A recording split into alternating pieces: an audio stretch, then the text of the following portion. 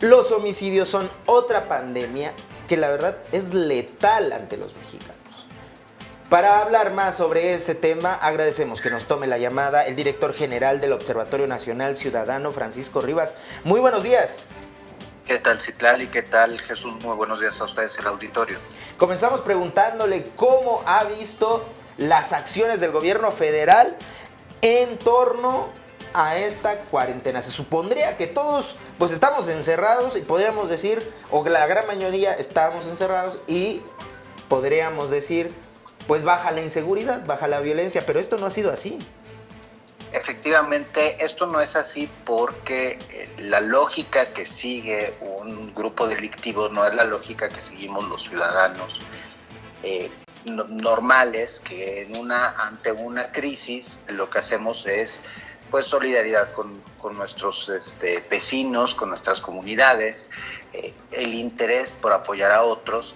Para un grupo de delincuencia, sobre todo los tipos de delincuencia que tenemos en México, un momento como este es una oportunidad. Entonces, hay que recordar que 2019 fue el año más violento de la historia.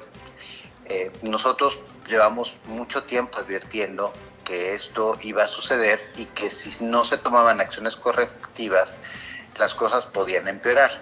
Pues de hecho, este 2020, pese a las declaraciones que siguen dando las autoridades federales, que están bajando los delitos, pues los datos oficiales dicen otra cosa.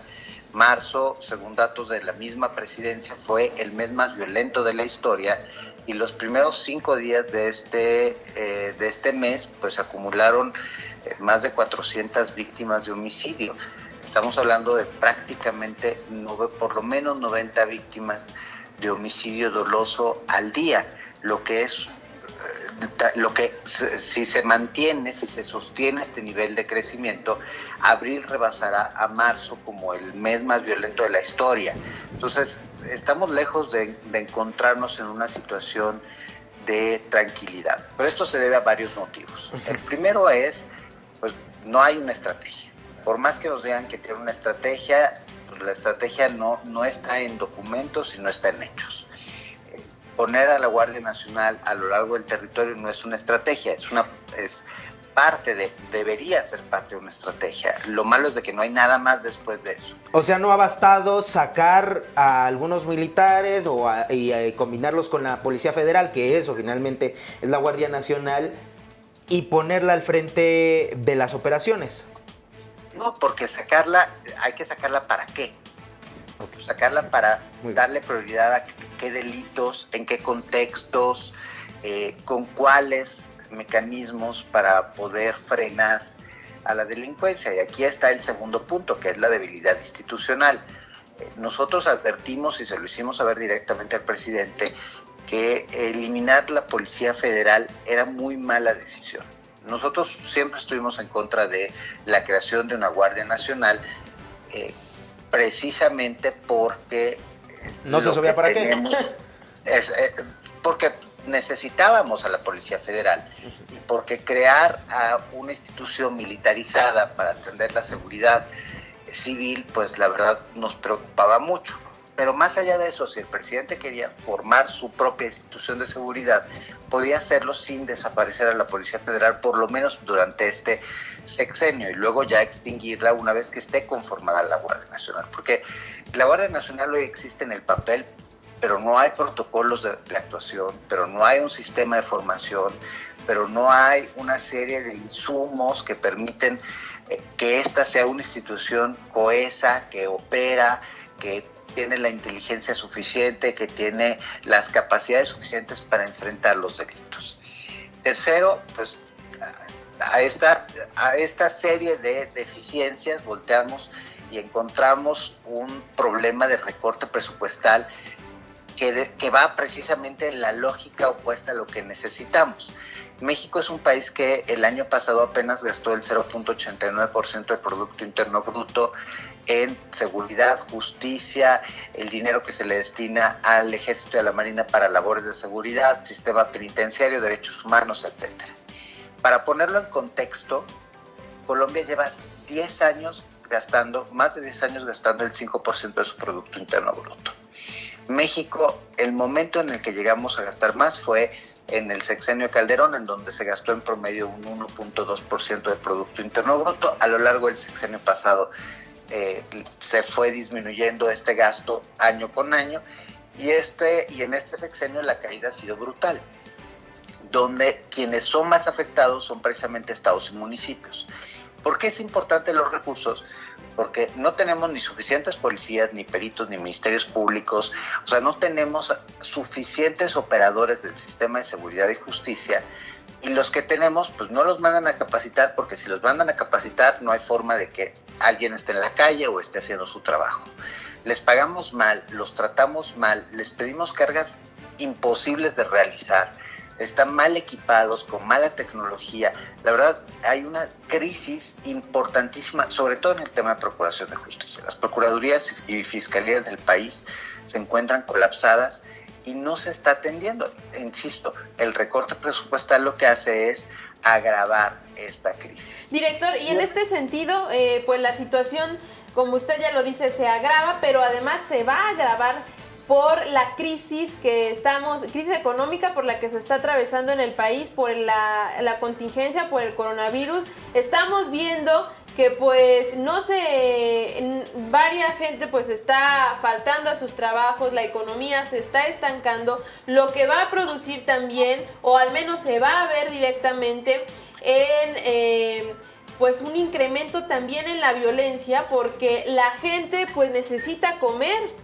Y ante la falta de recursos para poder adquirir pues los alimentos para poder sobrellevar el día a día, pues estamos viendo que hasta están acudiendo a los saqueos, están incrementando los asaltos en el transporte.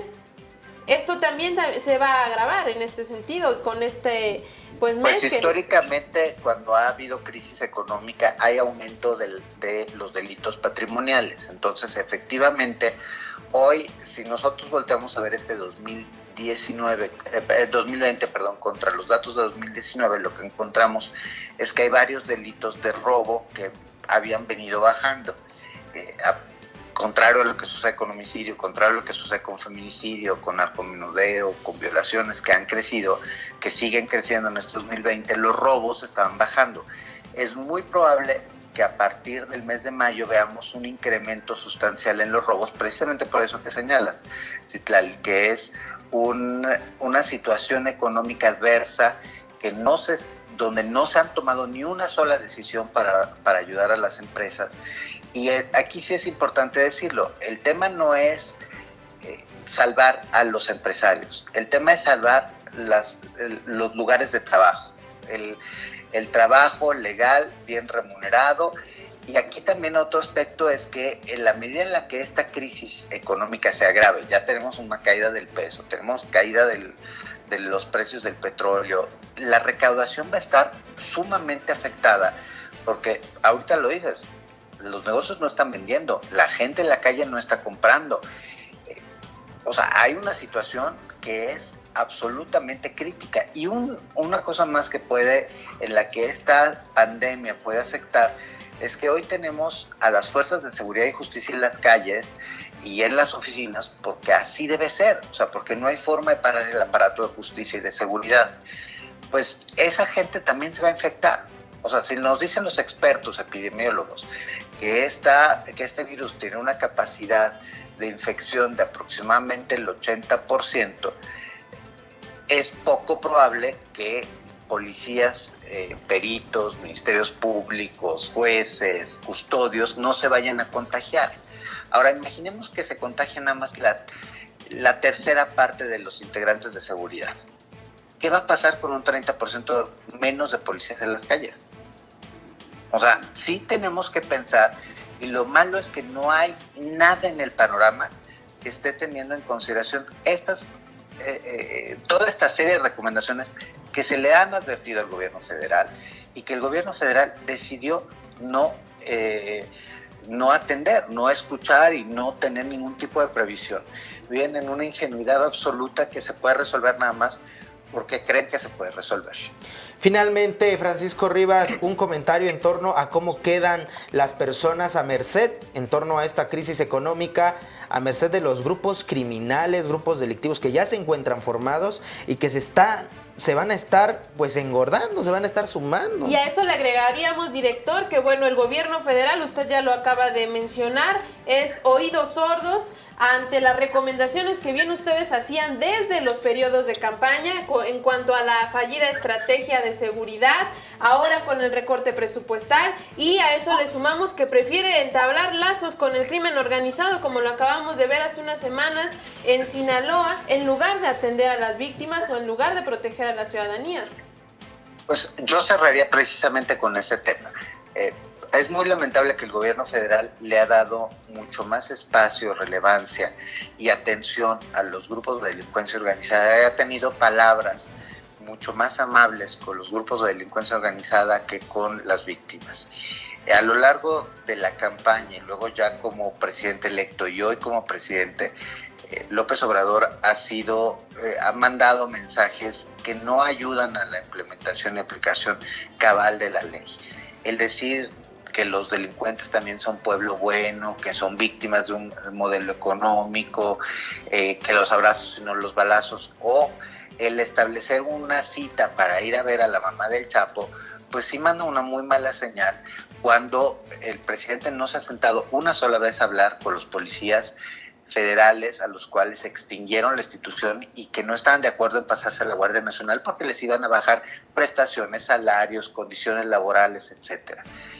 No se ha sentado con las víctimas de feminicidio, no se ha sentado con las víctimas de la delincuencia organizada, que por lo menos cobra al día 70 vidas en México. Entonces, por lo menos, sin considerar el daño que nos hacen en la economía, en la imagen internacional, etcétera.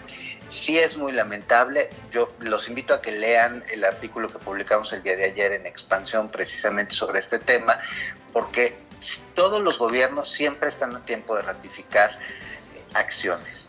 El tema es que tienes que tener, uno, la capacidad para entender qué sí funciona y qué no funciona. Y luego, pues también un mínimo de humildad para poder escuchar a las personas que han sido técnicas, a los colectivos de víctimas que han vivido en carne propia este fenómeno. Y esto es lo que el gobierno no está haciendo, no está estableciendo diálogo, está radicalizándose. En lo peor del caso es que en el tema de seguridad no puedes decir que se está radicalizando en una estrategia, se está radicalizando en una serie de acciones que no están en ningún contexto y que no van a llevar a nada bueno.